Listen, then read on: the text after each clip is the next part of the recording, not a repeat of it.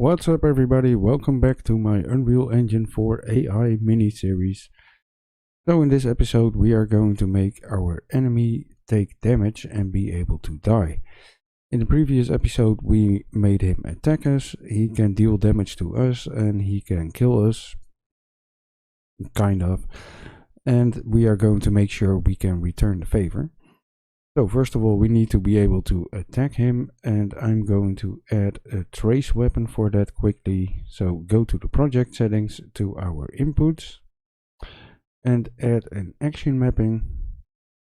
Then I'm going to call this fire weapon. And it's going to be our left mouse button. And that should be good. Open our third person character and go to the event graph. And let's add our fire weapon event we just created. So look for the fire weapon.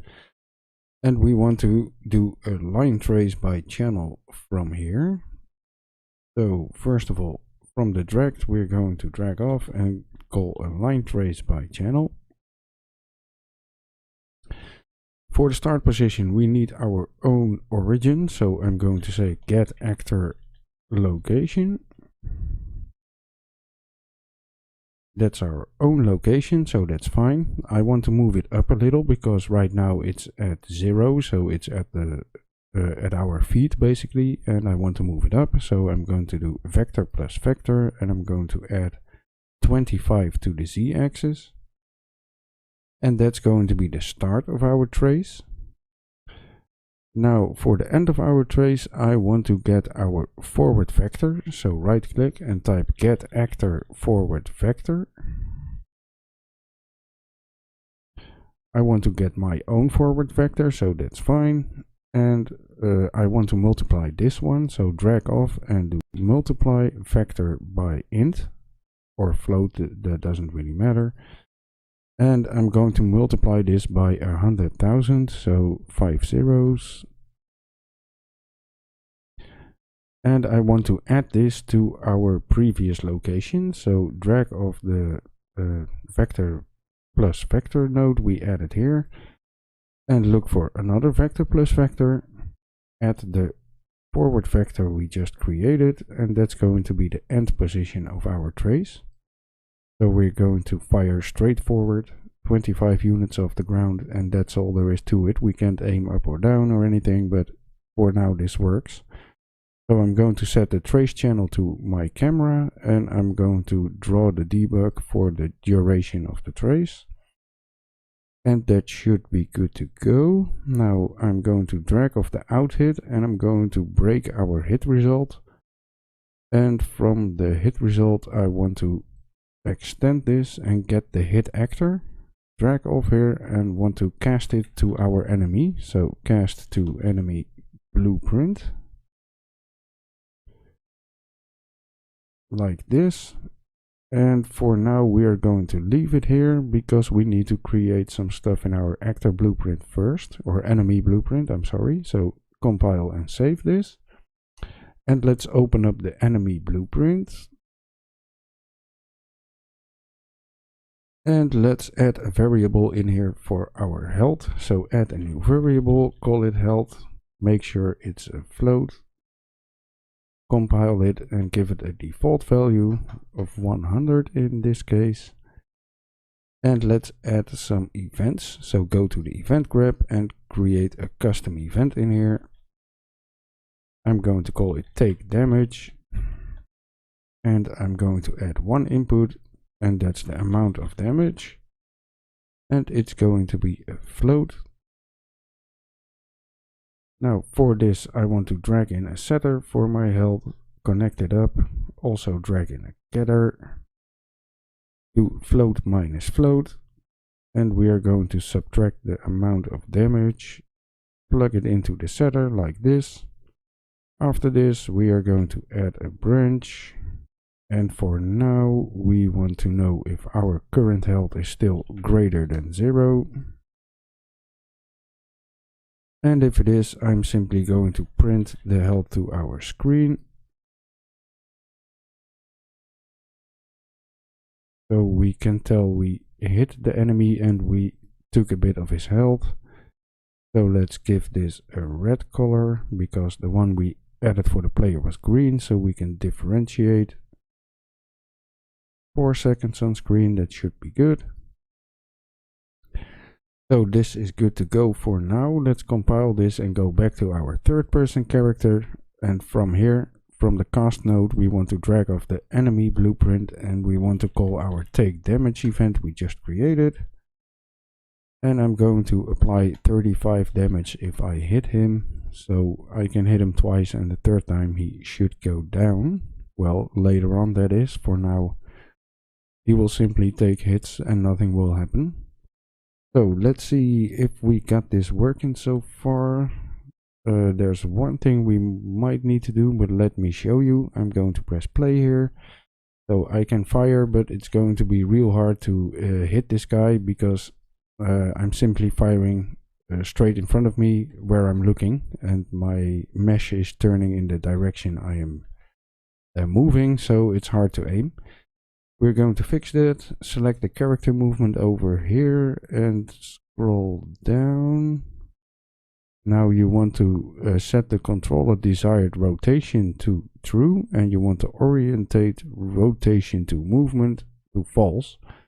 And if we compile and save, now the character is always facing forward. I know the animation don't match in this case, but we can fire. So as you can see, we can hit our enemy and we take damage, or deal damage actually. And it's not printing now because we didn't add the print to the false of our branch. So over here we didn't add anything to the false branch, but he should be dead already. So in this case, so far it's working. So let's continue and go to our enemy blueprint again. And we want to add a variable in here and call this isAlive. So add a new variable, isAlive. And that's a boolean. Compile and make sure you set the default value to true. Compile and save. So that's done. And let's go to the animation graph. Oh, that was weird. In the event graph, we want to add the same variable again. So I'm going to add a variable here first and call this isAlive.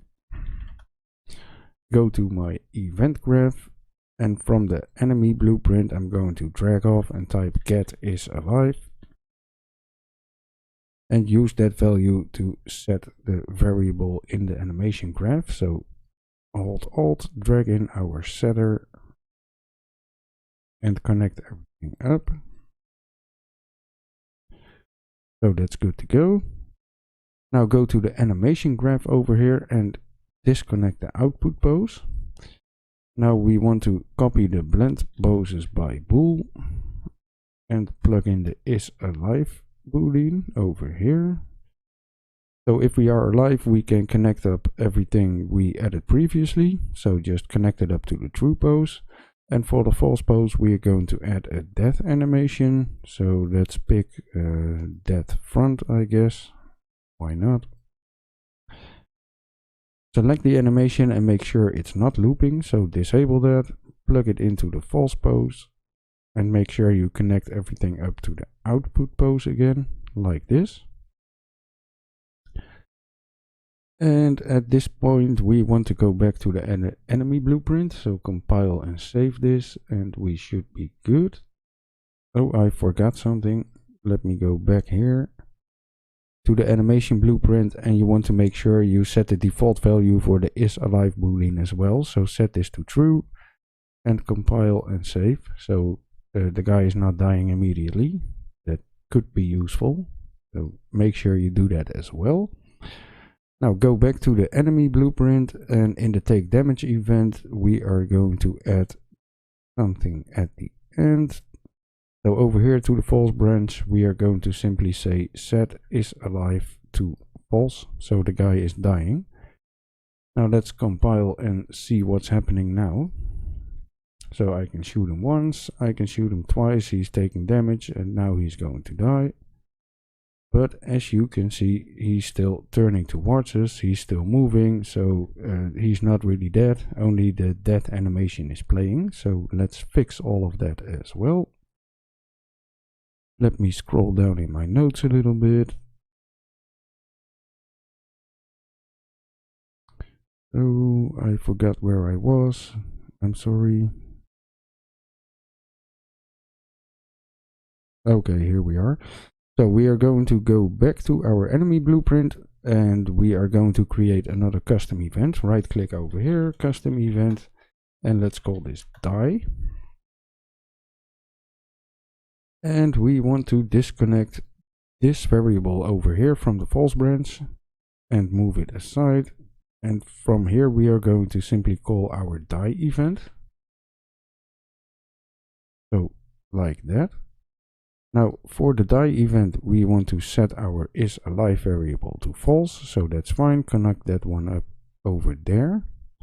The next thing we want to do is get our character movement in here, drag off here and type stop movement immediately and call this node. So that's going to cancel all the movement that's currently active. And the next thing we want to do is get our AI controller in here, drag off here and clear our focus. So clear focus, so that stops us from turning towards the player. So that should be good for our die event at this point, but we need to go to our base movement. So move up to our base movement event, and before this AI move to node is called, I'm going to add a branch to make sure it's not giving a new move order when I'm already dead. So connect up a branch over here and plug in the isAlive. And if I'm alive, I can move, and if I'm already dead, the loop is going to end here. So let's connect those up like that. Let's see, what else do we need to do?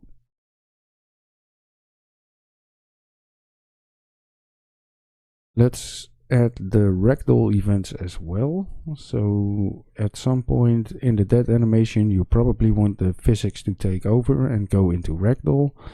So we're going to handle that now. Let's have a look at this. So we use the dead front animation. I'm going to browse to the assets, dead front, and let's open it up. Now let's drag this slider over here and decide at what point I want to activate the Ragdoll. So I think somewhere around here, when he's starting to fall over, I'm going to start the Ragdoll and have physics take over. So every dead animation has its own physics. So let's right click over here and add a new notify. Let me see, that should work. Okay, so I'm not sure if I didn't click right or something, but apparently you have to click in the notify bar and probably on the slider as well. So right click on the slider in the little notify bar and you should be able to add a notify. So add notify and create a new notify. I'm going to call this start Ragdoll. And that should be good for our animation. So save it. And go to the enemy blueprint. Yeah, let's go here first. And let's create a new custom event. And I'm going to call this start Ragdoll as well. Now in here we want to drag off and say set all bodies to simulate physics. So set all bodies simulate physics. So you have this one. Set all bodies simulate physics to the mesh. So that's the character mesh from the components. And we want to make sure we set the simulate to true. So enable the boolean over here. Now we also want to set the collision profile name to Ragdoll, otherwise he is going to fall through the floor and that's not going to work. So drag off here and type set collision profile name, this node, connect it up to the execution, and for the profile name simply type Ragdoll. Make sure you do it with a capital R, double L at the end, just exactly like this. And for the capsule component, we want to disable the collision. So drag in the capsule component, drag over here and type set collision disabled, or actually it's called set collision enabled, and we are going to set it to no collision. So connect those up like this. Now we want to go to the animation blueprint, so compile this with the new event in place. Go to the animation blueprint to our event graph, and we want to get the notify event. So right click in the event graph, look for the notify and pick the start Rectal. So again, we want to cast to our pawn owner and cast that one to the enemy blueprint. And as enemy, we simply are going to call the start Ragdoll event we just created. So whenever the animation notify fires, this is going to call our start Ragdoll event in the enemy blueprint. That should work. Now there's one thing we can do over here. Let's go to the die event, and at the end make sure we delete our character. So let's add a small random delay. Let's add a delay node, hold D and click to use the little shortcut. Now I'm going to right click and look for random integer in range. And let's wait in between something like 4 and 6 seconds. And then we are going to delete our character. Plug it into the duration. Drag off here. Excuse me, and type destroy actor, and we want to destroy ourselves, so that's fine. And I think we should be good to go here. So there's one thing we might want to do, and that's go to our attack event over here, and we want to make sure at the end in the branch where we check if we can attack, we also want to check if we are still alive. So drag over here and type end, and also connect up our is alive boolean and connect it to our branch, so that should be good to go. Now at this point I think we should be able to kill this guy, and he should go into Ragdoll at the end, so let's give it a go. Fire 2 shots, he's down to 30 health. There he goes. And as you can see, he ragdolls as well. So that's not the animation. And his corpse disappears, so that's great. Let's check it out again. Make sure the ragdoll is working on the stairs maybe, so you can see it a bit better. So he's falling off the stairs. There he goes. So we have an AI that can deal damage to our player, and now he can take damage and die as well. So that's all for now. Thanks for watching everybody. Talk to you later. Bye bye.